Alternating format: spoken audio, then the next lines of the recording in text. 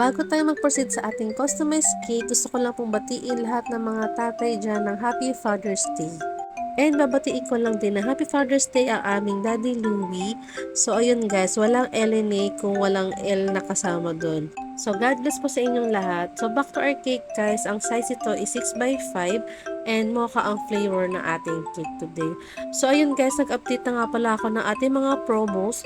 So visit nyo lang yung ating page na LNA Sweet Bakes and ayun guys, naka-pin na po doon yung ating mga promo packages sa ating mga cakes. So, ayun, as a home baker talaga guys, sobrang dami kong kaganapan nung nakaraan. Sunod-sunod yung aking pag-bake ng iba't ibang flavors. As a home baker, syempre guys, ikaw halos lahat from baking, pag-decorate, and pag-frosting ng ating cake. So, ayun, sobrang thankful lang din ako sa aking husband sa paglilinis ng plato guys. So, alam niyo naman na sobrang makalat talaga gumawa ng cake. Sobrang daming hugasin.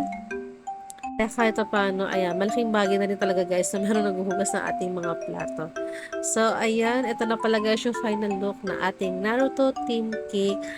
So, ayan, thank you Miss Chai sa pag-order. So, ayan, nakakatuwa lang yung mga clients natin na alam niyo yun guys, repeat client talaga natin sila. So, sa mga gusto mag-order guys, PM lang kayo sa ating page. And, ayun, thank you so much guys for watching and follow for more cake decorating. Bye!